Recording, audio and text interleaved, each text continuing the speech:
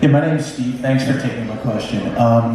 One of the things I always enjoyed about your work is that your albums were really truly that. They were cohesive groups of songs that started somewhere, went through a story, and ended somewhere. With the digital age and effectively the death of the album, can you speak to how, if at all, it has affected the way you write and the way you assemble your work now? I think even from the earliest years of the project, we knew we wanted to be conceptual. Unfortunately, concept albums in later years became kind of pretentious, not fashionable. But essentially, I've stuck with the basic notion that there's some kind of common thread between songs. And the last two albums have been no exception. And has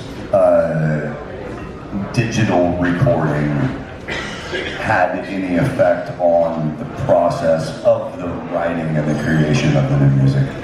I think hard disk recording has become a huge time saver. In fact, for example, if you're recording backing vocals on a chorus of a song, you record it on that chorus, and then you just literally copy and paste it into the next chorus. You don't have to do much less work.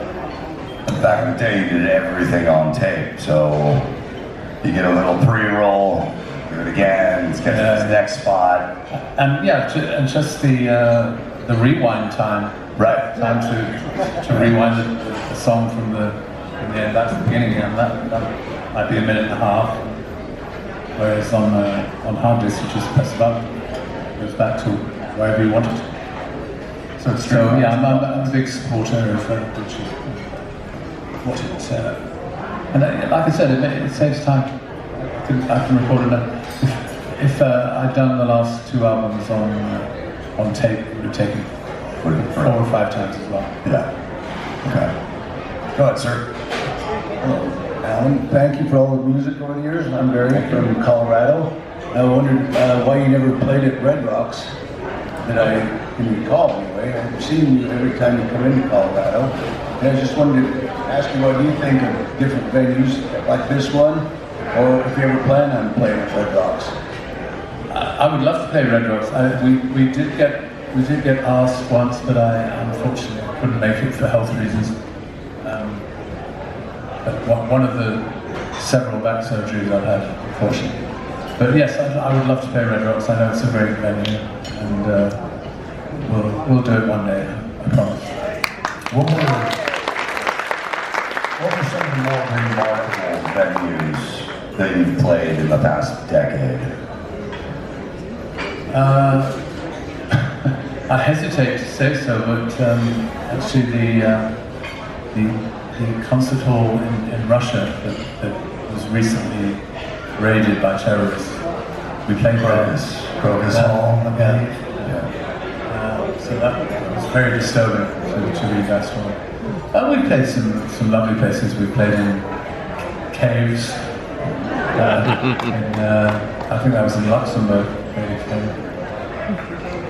Yeah, I mean, when you're on tour, you tend not to really absorb the vibe of the city you're in, because it's another hotel. It's like And you're out, exactly. sound check, do the show, get on the bus. You know, it's all kind of a routine. One time, speaking of venues, a select few of us watched the Alan Parsons Project play in the bottom of Alan Parsons' empty swimming pool. It was the Alan Parsons Pool Project. It was an amazing occasion, actually, because we just bought the house, and it did have a very old pool. It had been more of a reservoir than anything else. It's been used by kids as a skateboard park. It's literally kids just jumping in and skateboarding round and round. But when we did the housewarming party, we said, well, where should we put the band? And we thought, There's plenty of space inside the pool. And it was the best sounding place you could ever imagine. It really sounded good. The sound goes straight up because it's reflecting. All of us, a bunch of us, were lying on our stomachs on the edge of the swimming pool, and the music was just coming. We couldn't believe it. Like, how do you think of that?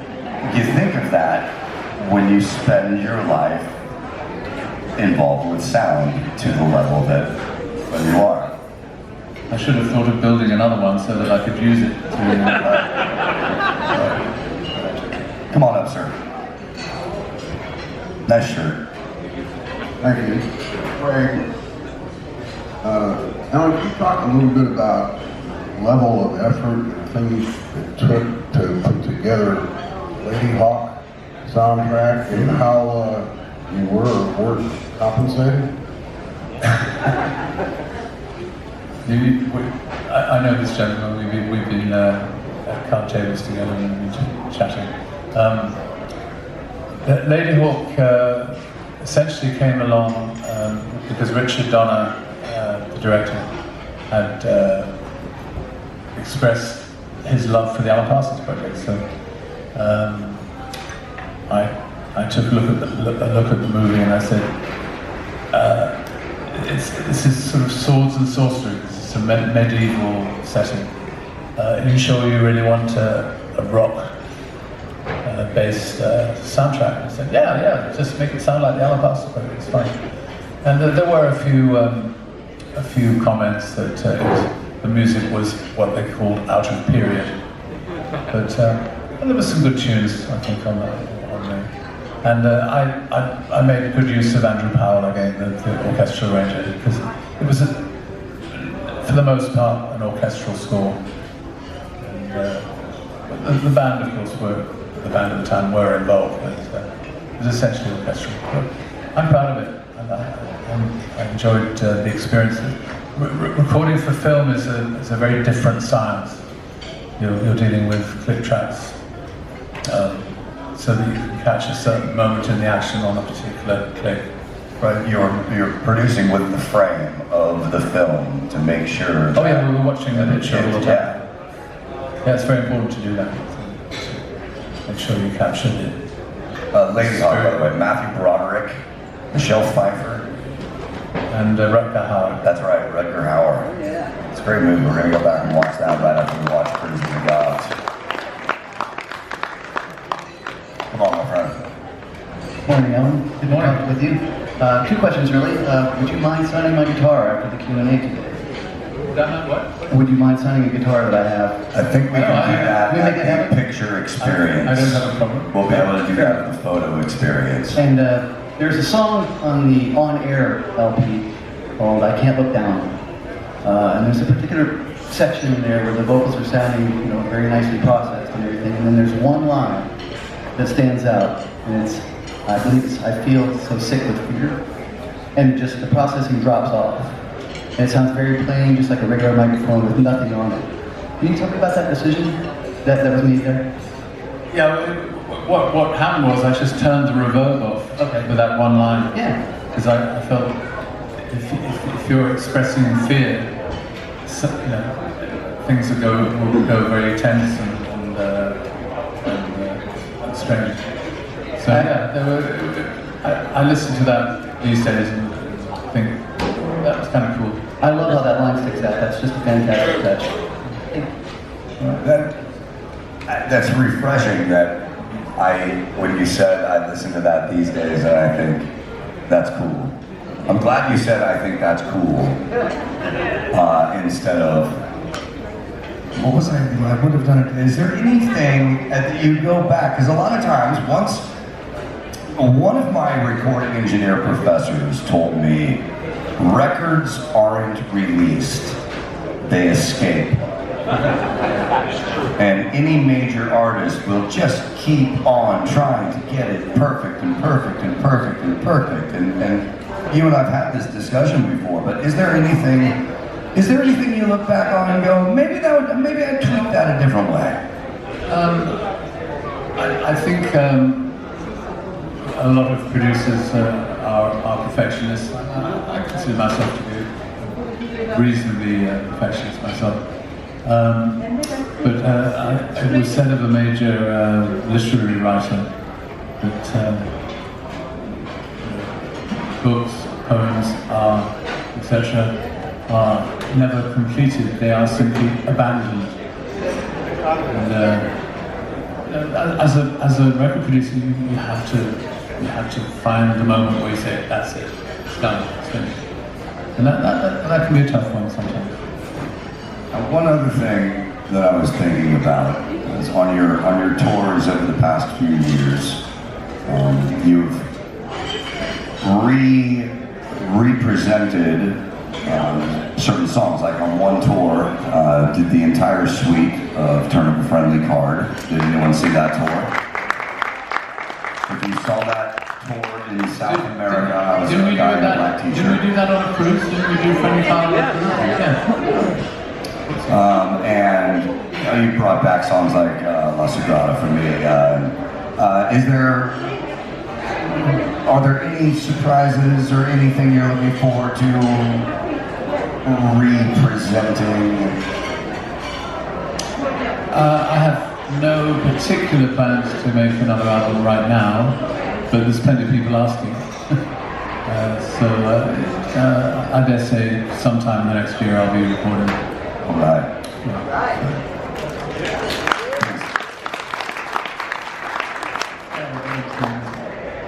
So I first heard of you in 1976 when the Tales of Mystery and Imagination came out.